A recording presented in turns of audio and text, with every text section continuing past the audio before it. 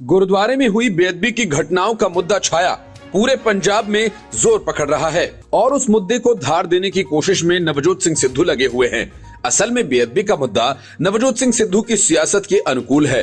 2015 में हुई बेअदबी की घटना की वजह से अकाली दल को अपनी सत्ता गंवानी पड़ी, लेकिन उसके बाद बनी कांग्रेस की सरकारों को भी नवजोत सिंह सिद्धू ने चौतरफा घेर रखा है। कैप्टन अमरिंदर सिंह के खिलाफ उसी बेअदबी को सिद्धू ने हथियार बनाया और अब उसी के सहारे चरणजीत सिंह चन्नी पर पूरे विपक्ष को लपेटने की कोशिश वे कर रहे हैं। हाल ही में अमृतसर और कपूरथला में हुई बेअदबी की घटनाओं ने तो नवजोत सिंह सिद्धू की सियासत को पंख लगा दिए और वे इसे भुनाने में जुट गए। इसी सिलसिले में वे फरीदकोट पहुंचे, जहां उन्होंने 2015 में बहबल कला में बेअदबी से जुड़े प्रदर्शन के दौरान पुलिस की फायरिंग में मारे गए 2 लोगों के परिजनों से मुलाकात की। पीड़ित परिजन फायरिंग करने वाले स्थल पर न्याय की मांग को लेकर अनिश्चितकालीन धरने पर बैठ गए। पंजाब की बेअदबी एक भावनात्मक मुद्दा है और राज्य में विधानसभा चुनाव होने में कुछ ही महीने बाकी हैं और इस मुद्दे पर राजनीति अस्वीकार्य है, लेकिन नवजोत सिंह सिद्धू इस मामले पर खुलकर राजनीति कर रहे हैं। पीड़ित परिवार से मिले नवजोत सिंह सिद्धू ने धरना स्थल पर पहुंचकर पीड़ित परिवार के प्रति सहानुभूति और एकजुटता दिखाई।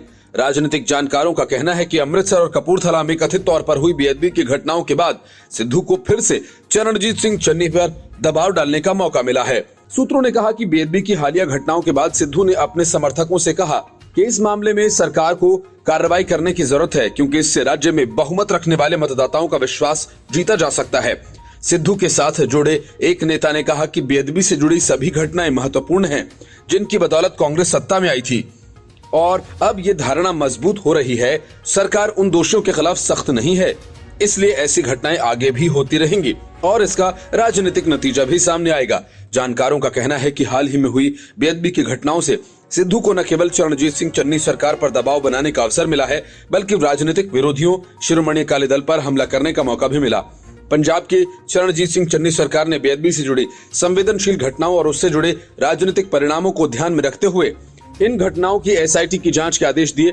कांग्रेस नेता ने कहा कि नवजोत सिंह सिद्धू लगातार इस मुद्दे को उठाते रहे हैं और यही वजह है कि हाल ही में हुई बेअदबी की घटनाओं ने उन्हें एक बार फिर से सुर्खियों में ला दिया और अब राज्य सरकार दबाव में है। पंजाब में नवजोत सिंह सिद्धू के करीबी सिद्धार्थ चट्टोपाध्याय को कार्यकारी डीजीपी बनाए जाने के बाद हलचल तेज हो गई है। वजह ये कि चट्टोपाध्याय ने सबसे पहले वही काम किया जो सिद्धू चाहते थे।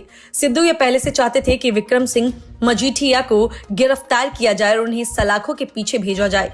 अब चट्टोपाध्याय ने उसका इंतजाम कर दिया है। शिरोमणि अकाली दल की नेता विक्रम सिंह मजीठिया के खिलाफ ड्रग केस को लेकर एफआईआर दर्ज की गई है। ये मोहाली के ब्यूरो ऑफ इन्वेस्टिगेशन ने स्टेट क्राइम पुलिस थाने में दर्ज किया है।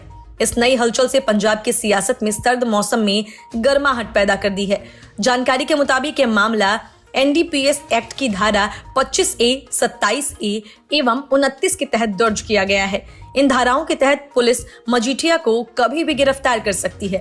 पंजाब पुलिस ने 2013 में हजारों करोड़ के ड्रग रैकेट का पर्दाफाश किया था।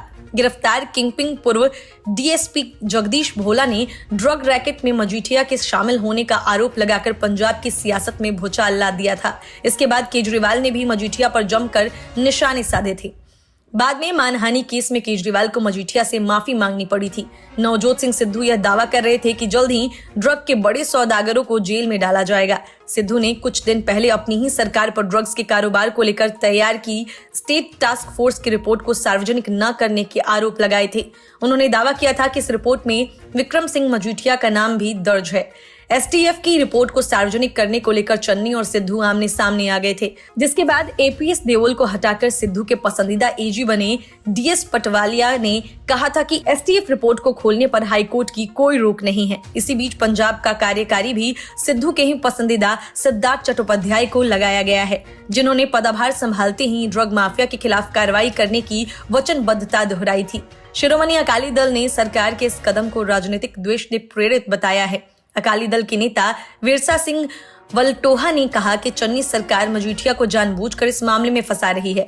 हाल ही में अकाली दल के अध्यक्ष सुखबीर सिंह बादल ने नवजोत सिंह सिद्धू पर कई बड़े आरोप लगाए थे। उन्होंने कहा था कि अकाली दल के सीनियर नेता विक्रम सिंह मजीठिया के खिलाफ ड्रग तस्करी के झूठे मामले में केस दर्ज करवाकर उन्हें गिरफ्तार करने के लिए मुख्यमंत्री चरणजीत सिंह चन्नी और पंजाब पुलिस पर दबाव बना रहे हैं। Bureau report, news of India. Punjab में कांग्रेस को तगड़ा झटका लगने वाला है, लेकिन ये झटका न तो अरविंद केजरीवाल दे पाएंगे और न ही कैप्टन अमरिंदर सिंह। असल में कांग्रेस को यह झटका बीजेपी देने जा रही है। हकीकत यह है कि पंजाब का माहौल तेजी से बदलता जा रहा है। कैप्टन अमरिंदर सिंह के पार्टी छोड़ने और फिर नवजोत सिंह सिद्धू की कारगुजारियों से पंजाब में कांग्रेस बेपटरी होती जा रही है। यही वजह है कि कांग्रेस के सीनियर नेताओं का पार्टी से मुंह भंग होता जा रहा है। सूत्र बताते हैं कि विधानसभा चुनाव से पहले चन्नी सरकार के कई मंत्री और सांसद विधायक बीजेपी में शामिल हो सकते हैं। संभावना जताई जा रही है कि अगले कुछ दिनों में कांग्रेस को बड़ा झटका और बीजेपी की ताकत राज्य में बढ़ सकती है।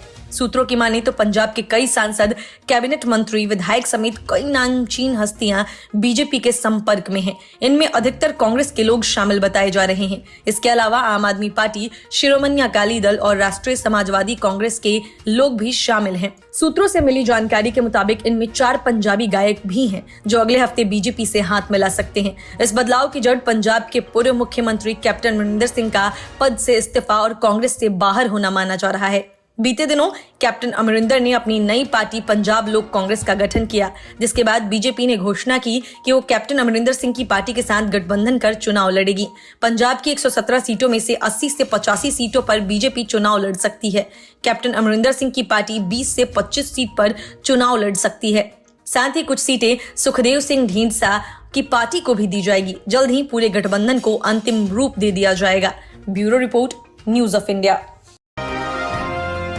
नवजोत सिंह सिद्धू फील्डिंग ही सजाते रह गए और बीजेपी ने पंजाब में कांग्रेस का बड़ा विकेट गिरा दिया। पंजाब के पूर्व मंत्री और कांग्रेस के विधायक राणा गुरमीत सिंह सोढ़ी ने कांग्रेस से इस्तीफा दे दिया और वे बीजेपी में शामिल हो गए। राणा गुरमीत के बीजेपी में शामिल होने के बाद माना जा रहा है कि कैप्टन अमरिंदर सिंह भी सीधे तौर पर बीजेपी में शामिल हो सकते हैं। फिरोजपुर के गुरहर सहाय से विधायक सोढ़ी ने कांग्रेस अध्यक्ष सोनिया गांधी को भेजे अपने इस्तीफे को ट्विटर पर पोस्ट करने के साथ लिखा कि उनसे पंजाब की घुटन और असहाय स्थिति देखी नहीं जा रही। कांग्रेस ने प्रदेश की सुरक्षा और सांप्रदायिक सद्भावना दांव पर लगा दी है। गहरे दुख के साथ वह कांग्रेस की प्राथमिक सदस्यता से इस्तीफा दे रहे हैं। राणा गुरमीत सिंह सोढ़ी ने कांग्रेस को इस्तीफा भेजने के बाद पंजाब भाजपा के चुनाव प्रभारी केंद्रीय मंत्री गजेंद्र शेखावत की मौजूदगी में भाजपा का दामन थामा। राणा कैप्टन अमरिंदर सिंह की कैबिनेट में खेल मंत्री थे। कैप्टन की कुर्सी चले जाने के बाद उनका मंत्री पद छीन लिया गया था।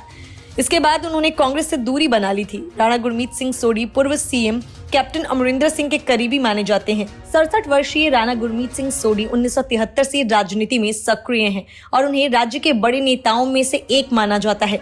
वह 2002 में विधायक चुने गए और 2007 से 2012 और 2017 में लगातार चुनाव जीते। 2018 में उन्हें कांग्रेस के मुख्य सचेतक का पद दिया गया था। इस बार वह फिरोजपुर से चुनाव लड़ने के इच्छुक है।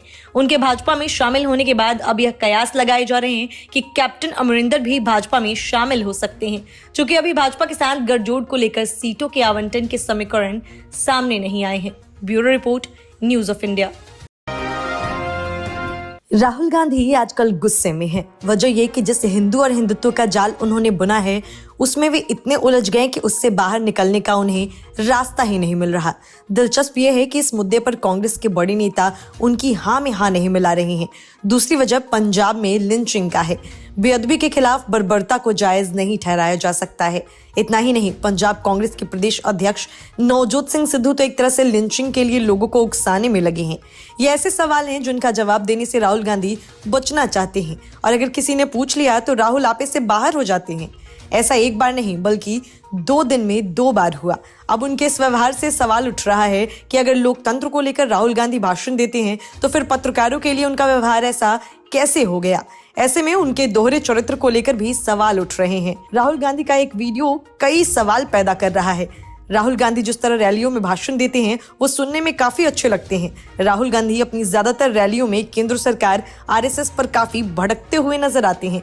कई मामलों का उदाहरण देकर वो ये साबित करते हैं कि देश में लोकतंत्र खतरे में है। राहुल गांधी से संसद के बाहर एक पत्रकार ने लिंचिंग पर सवाल किया। दरअसल आज राहुल गांधी ने ट्वीट करते हुए लिखा कि 2014 से पहले लिंचिंग शब्द सुनने में भी नहीं आता था। इसी ट्वीट पर पत्रकार ने सवाल किया कि केंद्र सरकार लिंचिंग मामले में 1984 की बात कह रही है। राहुल गांधी से जैसे ही ये सवाल दागा गया वो बिफर गए और खिंचते हुए कहते हैं कि सरकार की दलाली मत करो।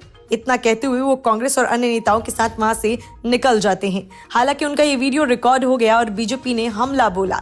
राहुल गांधी के ट्वीट पर केंद्रीय मंत्री अनुराग ठाकुर ने जवाब दिया था कि लिंचिंग का बड़ा उदाहरण तो 1984 में जब राजीव गांधी सत्ता में आई, इंदिरा गांधी की हत्या के बाद जिस तरह से हजारों सिखों की हत्या की गई, उस समय की लिंचिंग की घटनाओं पर कांग्रेस से किसी बड़े नेता ने माफी नहीं मांगी। उन्होंने आगे लिखा कि जब राहुल गांधी से लिंचिंग मामले पर मीडिया द्वारा सवाल किए गए, जिन शब्दों का प्रयोग उन्होंने मीडिया के लिए किया वह आज इमरजेंसी की याद करवाता है जो कांग्रेस के समय थी। इसके एक दिन पहले ही राहुल गांधी ऐसे ही आपा खो बैठे थे। संसद में विपक्ष के हंगामे पर किए गए एक सवाल पर कांग्रेस के पूर्व अध्यक्ष राहुल गांधी लाल हो गए। उन्होंने पलटकर मीडिया कर्मी से ही सवाल कर दिया। उससे पूछ लिया कि आप सरकार के लिए काम करते हैं क्या? बीजेपी के अमित मालविया ने राहुल को एंटाइटल्ड ब्रैट यानी एक ऐसा बिगड़ा बच्चा बताया जिसे यह करने का हक मिला हुआ है। मालविया ने लिखा, राहुल एक एंटाइटल्ड ब्रैट है। Bureau report, news of India.